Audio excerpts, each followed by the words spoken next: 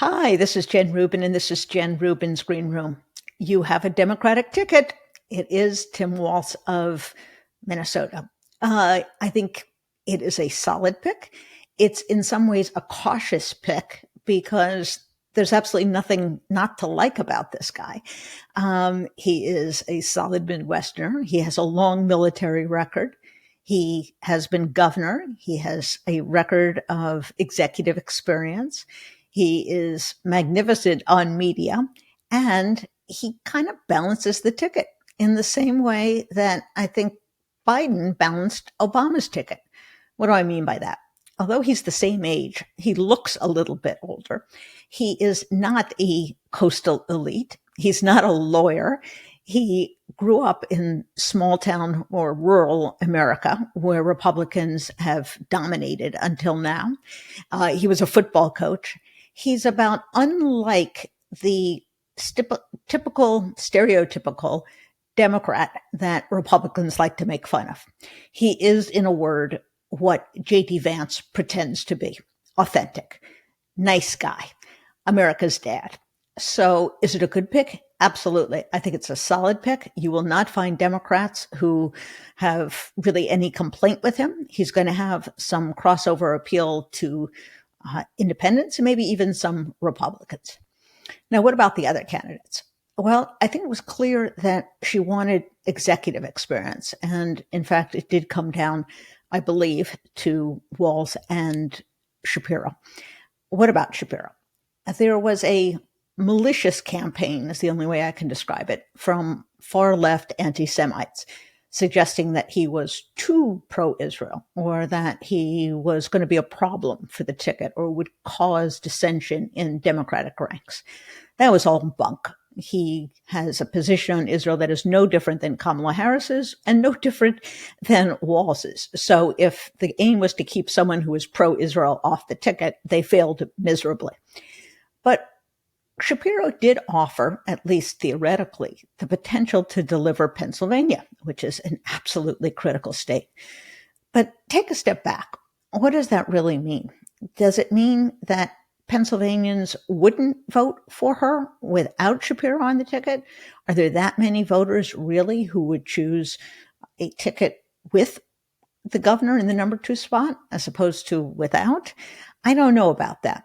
And moreover, Walz does something that Shapiro maybe doesn't do as well. And that is he cuts down on Republicans' advantage in rural areas. Pennsylvania's been described as Pittsburgh and Philadelphia with Alabama in between, meaning rural, conservative, gun-owning. Well, you have a guy who's a rural gun owner in Walz, so he can certainly help there. And I think he can help in comparable areas in Wisconsin and Michigan, places that they have to do well. So I'm not sure that Pennsylvania was a lock with Shapiro on the ticket. It was going to be won and it is going to be won by the top of the ticket. And while Shapiro is a very gifted politician, as governor, he can help deliver the state as well. He can turn over his political machine. He can campaign throughout the state with the ticket. So I'm not sure that they lose Pennsylvania or they put Pennsylvania more in play than it already was. I think Pennsylvania is very gettable for the Democratic ticket. Now, how does he match up, Walz, against J.D. Vance? Just saying it is kind of funny, I admit, because Vance is a complete phony. He's changed his mind on everything. He used to think that Trump was a Hitler figure, and now he has nothing bad to say about him. He was a critic of the whole MAGA movement, and now he's the choir boy of the MAGA movement. He is a phony. There is something off-putting and, yes, weird about him. He is a devotee of this new right philosophy that's embodied in the 2025 project. He's an extremist. And he's mean, and he's kind of grotesque in the people that he attacks. Single women with cats. What is that all about? So when you see the two of them on the stage, you can just imagine Vance trying to do his shtick about how Democrats are un-American or weird, or they're going to bring down civilization. And Walz is going to turn to him and say, get a load of this guy. He's a creep. Who wants to have him in the White House for 4 years? So I think he has a disarming ability to call the bluff of Republicans. And sometimes I think Democrats do make it too difficult. They rely too much on policy and not enough on just the kind of gut ambience of a ticket that is now thoroughly weird, thoroughly out of touch with America, is reduced to nothing more than race baiting and misogyny.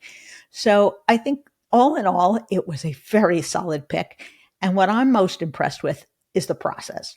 How diligent she was. She was operating under unusual time restraints. Usually this process takes months and months. There were no leaks. We did not find out about the nominee, the potential nominee for vice president, until 3 hours before their first appearance. I don't think we've ever had as buttoned up an operation before. She clearly narrowed the field to the best possible picks. And I think she chose someone who, as she said, is going to be a partner, is going to be part of a team. She has said that she values loyalty. She values executive experience. And I think that's what she has. So is it a good pick? Absolutely. Is it going to continue the momentum of the Harris campaign? Absolutely. And you can see, if you are so inclined, I'm not, but if it makes you feel better, take a look at the polls. They're shifting slowly, methodically in her direction. And we've yet to have the Democratic primary. And we've yet to see this tour in which she and Walz are going to go out around the country to each one of the swing states, going to generate a lot of press, going to generate a lot of local media. So I think there's plenty to be optimistic about. Democrats, however, cannot coast just because Trump seems even more degenerated, even more weird, even more irrational, even more racist. Does not necessarily mean that Democrats have this in the bag. Au contraire. Let's be honest. Republicans are going to try to steal this election. They're going to try to suppress the vote. They are going to make a whole variety of bogus legal claims when they lose. And so we return to my adage. If it's not close, they can't cheat. So it's essential not only that Harris-Walz win, but that they win comfortably enough to avoid these phony controversies about the vote, and strong enough to bring Democrats into the House and the Senate so they can get going on a real agenda. So much to look forward to, much to be excited about. And once again, we have to thank President Biden, who passed the baton when it was time. So thanks to all of them. And this is your cue to get out, volunteer, give your money, give your time, and also let me know what you think. Let me know your comments, your thoughts, your questions. I want to hear from you. So if you enjoy this program, you enjoy your other programs, please tell your friends, tell your acquaintances, tell people you're trying to convince of the merit of your views. They can follow and listen on Apple Podcasts, Spotify, YouTube, or wherever they get their podcasts. Bye-bye.